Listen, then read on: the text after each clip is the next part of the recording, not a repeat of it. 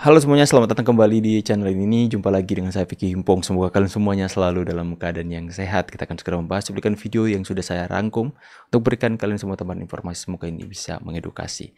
Tapi sebelum itu, saya mau memberikan informasi kepada kalian semua bahwa saya bersama dengan para konten kreator seperti Oping Parbelak, Bang Kri, dan konten kreator lainnya berencana di bulan Mei akan pergi ke rumahnya Pak Jokowi. Kami akan berkunjung di sana, dan itu adalah salah satu impian saya untuk ketemu dengan beliau. Dan ya, karena saya di Sulawesi Utara di Manado teman-teman, jadi mungkin biaya perjalanan ke sana cukup mahal. Jadi buat teman-teman yang mungkin tergerak hatinya untuk membantu saya dalam perjalanan penting saya di hidup ini, silahkan, ini nomor rekening saya. Berapapun akan sangat membantu buat saya untuk pergi ke sana, karena saya juga akan ajak istri dan anak saya ke sana untuk melihat sosok yang begitu luar biasa itu, teman-teman. Dan di sini ada nomor WhatsApp saya buat teman-teman yang ingin menjalin silaturahmi. Silahkan, kita bisa saling tukar pendapat di sana, kita bisa saling memberikan masukan. Saya juga perlu kalian untuk memberikan informasi-informasi terupdate tentang perpolitikan hari ini. Oke teman-teman ya, semoga kalian bisa dapat pesannya. Saya akan segera untuk membahas bersama dengan kalian video yang pertama. Ada koalisi politisi gelap. Koalisi politisi gelap. Menurut informasi intelijen, aksi dan narasi Indonesia gelap yang baru-baru ini ramai di Indonesia ternyata merupakan upaya adu domba antara masyarakat dengan pemerintahan Prabowo Gibran. Ya. Segerombolan politisi dan oknum-oknum yang mengatasnamakan aktivis sosial, politik, dan lain-lain terpantau berada di balik gerakan ini. Mayoritas dari mereka berasal dari kubu yang kalah dalam pemilihan presiden pada pemilu tahun 2024 yang terdiri dari PDI Perjuangan dan pendukung Anies Baswedan. Selain pendukung yang kalah dalam Pilpres, terpantau juga ada faksi liberal yang berkoalisi dengan LSM liberal seperti YLBHI, PBHI, hingga SJW, Social Justice Warrior, dan lainnya. Sekelompok ini tidak akan pernah menerima kemenangan Prabowo Gibran pada Pilpres tahun 2024. Walaupun mereka terpecah-pecah saat Pilpres 2024, saat ini mereka bersatu dengan satu kepentingan, yakni memastikan Prabowo tidak berhasil menjalankan pemerintahannya dengan baik, atau bahkan menjatuhkan pemerintahan Prabowo Gibran. Strategi mereka awalnya dengan menyerang habis-habisan dua tokoh utama bangsa, yakni Kapolri dan Jokowi. Setelah operasi serangan mereka berhasil menyudutkan Kapolri dan Jokowi, serangan gencar mereka diarahkan langsung ke kebijakan-kebijakan utama Pak Prabowo seperti makan bergizi gratis, efisiensi anggaran, betul, pangan, dan lain-lain, di mana ini semua kebijakan untuk kepentingan masyarakat. Mesin perang yang dahulu mereka gunakan saat Pilpres 2024 justru semakin aktif dan masif digunakan setelah Pilpres. Mesin perang mereka terdiri dari sumber daya manusia, SDM, juru bicara, buzzer anti pemerintah, mesin AI media sosial, serta media arus utama, mainstream. Informasi terakhir, gerombolan politisi gelap ini juga akan melakukan serangan dan aksi besar-besaran setelah Hari Raya Idul Fitri. Terkait hal ini, rakyat tidak boleh diam. Ayo bersatu. Ya, jadi sebenarnya kita ini harus waspada, bukan waspada akan sesuatu yang tidak baik di negeri ini, tapi waspada akan gerombolan yang mau memecah belah bangsa ini, teman-teman. Karena setiap tindakan mereka sudah mulai terbaca, mulai dari mesin perang mereka yaitu SDM, ya, mesin perang itu mahasiswa-mahasiswa, buzzer-buzzer, teman-teman, yang mereka kerahkan untuk benar-benar mengacau balaukan negara ini. Yang pertama, seperti yang dijelaskan tadi, menuntut kebijakan-kebijakan pemerintah. Sampai jilid 2 itu tuntutannya sudah lebih ekstrem lagi, menggulingkan Prabowo, minta Prabowo Gibran untuk mundur, sampai segitunya, teman-teman. Teriak-teriak revolusi, inilah mesin perang para pemecah belah bangsa. Sudah teriak revolusi kan, teman-teman? Mulai kebaca ya. Sudah mulai anarkis, bakar, lempar bom molotov dan sebagainya. Rasanya saya perlu deh menanggapi video-video atau konten-konten yang saat ini bertebaran di medsos yang seperti ini nih. Ditonton coba sebentar. Teruntuk para public figure, influencer, selebriti, semua yang mendapatkan imbalan untuk mendukung pasangan 02 di Pilpres kemarin, gue cuma mau nanya satu hal. Kontrak kalian udah habis apa belum?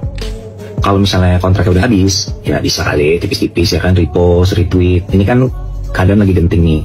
Kecuali misalnya lo masuk ke parpolnya sekalian, masuk kabinet atau masuk ke legislatif, ya udahlah ya, do your thing lah. Tapi buat teman-teman yang tidak, dan kemarin memang melakukannya untuk transaksional aja, ya transaksional aja ya nggak sih? Yang kemarin kan udah lewat. Kan politik itu dasarnya kepentingan, bukan kesetiakawanan gitu. Gue rasa mereka juga nggak akan loyal sama kalian sih. Jadi kalau misalnya sekarang ngerasa, ih nggak nyangka gue pikir kemarin nggak akan separah ini, ya nggak apa-apa. Aku salah aja. Orang Indonesia tuh pemaaf lagi. Tinggal bilang, aduh sorry ya, kayaknya calon yang gue dukung, gue bener-bener pikir dia akan baik, ternyata enggak. Make sense. Agak naif, tapi ya udah nggak apa-apa gitu. Siapa juga yang tahu akan jadi seperti sekarang. Oke, saya ingin menanggapi ya konten tersebut ya. Ini yang banyak beredar ya sekarang. Yang pertama, kami walaupun tidak masuk kabinet, walaupun kami tidak masuk legislatif, walaupun kami ada di luar, kami memiliki akal sehat untuk memilih mana yang benar, mana yang salah. Kebenaran itu berlandaskan apa? Berlandaskan bahwa Indonesia akan lebih sejahtera dibanding kami memilih pasangan yang lain. Jadi kami tidak menyesal sekali, Pak. Walaupun kami di luar. Itu yang pertama. Yang kedua, Pak Prabowo adalah sosok yang kuat, yang saya rasa saat ini akan sulit kita menerima yang lain. Karena memang Pak Prabowo adalah datang atau hadir pada keadaan yang memang sangat dibutuhkan saat ini. Apa jadinya kalau yang menang kemarin adalah pasangan yang lain? Misalnya Pak Ganjar, Pak Anies. Hancur. Modal dengkul itu semua. Makin habis mereka. Makin nggak punya keberanian mereka melawan oligarki. Jadi apapun sekarang yang diambil, ya program dan kebijakan oleh Pak Prabowo Gibran, kami mendukung. Akan mendukung terus. Karena apa? Yang kami lihat adalah untuk kemaslahatan negara kita. Ya, selama itu kebijakan yang diberikan. Terima kasih untuk Bang Rusen 98 ya. Bang Rusen ini lebih sering saya lihat di YouTube, teman-teman. Pandangannya soal politik itu baik sekali, teman-teman ya. Kami akan segera bersedia untuk mendukung program apapun program dari pemerintah, karena yang kami lihat itu tujuannya, itu goalsnya untuk rakyat. Itu apa yang dilakukan oleh pemerintah lebih berdampak baik kepada rakyat, keberpihakannya kepada rakyat. Seperti apa yang dilakukan oleh Pak Jokowi. Apapun keputusan yang Pak Jokowi ambil, itu Pak Jokowi akan selalu lihat ini larinya akan kemana, ke rakyat atau ke, kalian tahu lah teman-teman ya. Jadi apapun ini, misalnya efisiensi anggaran, itu kan biaya-biaya yang tidak seharusnya mereka hambur-hamburkan dalam kegiatan-kegiatan yang tidak terlalu penting untuk dilakukan untuk masyarakat, teman-teman. Itu baik kan?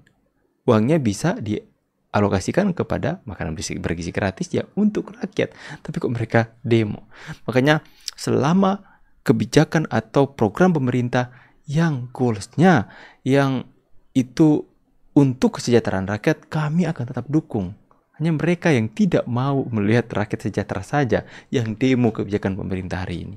Ini lagi gila. Jadi ada seorang guru yang dibun-bun dengan sengaja sama OPM atau Organisasi Papua Merdeka. Kalau kalian ingat bulan lalu program makan bergizi gratis itu kan ditolak di Papua. Nah ini gara-gara ada sebuah narasi yang disebarkan sama pihak OPM yang bilang kalau makan bergizi gratis dari pemerintah itu beracun dan mereka itu lebih memilih untuk mendapatkan pendidikan gratis daripada makan gratis. Nah sekarang ini mereka nuntut pendidikan gratis tapi gurunya malah dibun-bun, sekolahnya dibakar, fasilitas kesehatannya dihancurin. Pertanyaan besarnya, ini media di Indonesia segitu banyak nggak ada yang mau viralin, nggak ada yang mau ngeliput. Aktivis sama LSM Menteng itu pada mana? Masih pada sibuk RUU TNI lu pada. Ini ada guru yang nyawanya hilang dibun-bun sama OPM. Lu pada di mana, Cok? Kondisi di Papua itu kan minim tenaga pengajar ya. Susah kalau orang sipil buat jadi guru di sana. Ada kemarin juga ditugaskan prajurit TNI buat bantu ngajar di sana karena kekurangan guru kan. Itu pun masih ditolak mentah-mentah sama netizen, terutama Twitter sih. Ini jadinya kayak OPM dan pihak tertentu tuh kayak nggak mau kalau anak-anak di Papua itu lebih sehat, lebih pinter dan lebih maju. Ditolak-tolakin semuanya sama mereka, dikasih makan gratis ditolak. Ada guru dibun-bun, dikasih tenaga pengajar gratis sukarela dari TNI juga kagak mau. Padahal fun fact-nya Indonesia sendiri itu masih membutuhkan sekitar 300.000 tenaga pengajar, terutama di wilayah pelosok dan daerah tertinggal. Memang pada nggak kasihan ya mana anak di Papua. Mereka kan juga berhak dapetin makanan bergizi, dapetin pendidikan yang layak. Bingung gue mau media, aktivis, LSM pada kebanyakan bacot lu semua. Betul sekali Bang. Pada kebanyakan bacot lu semua. Coba kalian seperti ini. Coba lihat, miris nggak keadaan di Papua sana? Saya percaya makan bergizi gratis itu sangat diperlukan di Papua. Saya seringkali melihat konten-konten TNI yang dimana mama-mama Papua, ada anak-anak Papua yang datang mau tukar makanan itu super mie dengan hasil bumi mereka. Mau tukar hasil tangkapan mereka misalnya di laut untuk tukar dengan beras atau apa. Itu kan mereka sangat memerlukan di sana. Cuman memang ada kekuatan di sana yang tidak menginginkan campur tangan pemerintah lebih atas Papua di sana, teman-teman. Makanya ada tuntutan tuh dari mahasiswa dalam demo mereka adalah tarik seluruh militer dari tanah Papua. Kalian masuk akal ya, teman-teman. 6 guru di sana dibun-bun seperti kata abang tadi oleh OPM. Lantas mereka teriak-teriak, jika pemerintah atau TNI melakukan tegas kepada para OPM ini, para teroris ini, itu akan melanggar HAM. Hei, kalian lihat gak? Itu guru-guru sana mempunyai keluarga loh. Mereka ditewaskan di sana. Itu kalian diam saja. Kalian gak ngomong HAM. Kalian gak ngomong ini dan itu. Tapi giliran ini, ya, giliran petugas atau TNI kita bertindak dengan tegas ke mereka, kalian teriak-teriak HAM. Di saat ada anggota TNI kita yang gugur dalam tugas, dibunuh oleh OPM, dibun-bun oleh OPM, disiksa, kalian diam saja, kalian nggak teriak soal HAM dan sebagainya. Kemana kalian? Pada kebanyakan bacot kalian, mungkin seperti kata abang ya, tadi ya. Bagaimana pendapat kalian, teman-teman? Ya, itu agak miris ya melihat cara sudut pandang orang-orang ini ya. Tapi saya percaya sih, saya percaya akan ada tindakan tegas kalau sudah seperti ini dari Pak Prabowo.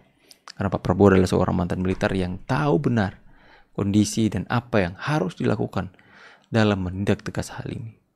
Itu benar-benar keterlaluan.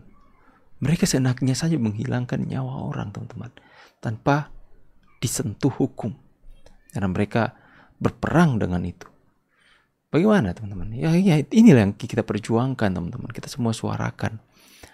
Kenapa hal ini seperti yang abang katakan tadi? Kenapa sih TV-TV nasional, media-media begitu banyak di Indonesia tidak mau viralkan hal ini? Kenapa? Ada apa sebenarnya?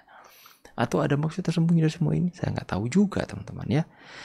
Ya, seperti itulah teman-teman pemberitaan kita hari ini. Semoga Indonesia cepat. Kita harus waspada ya.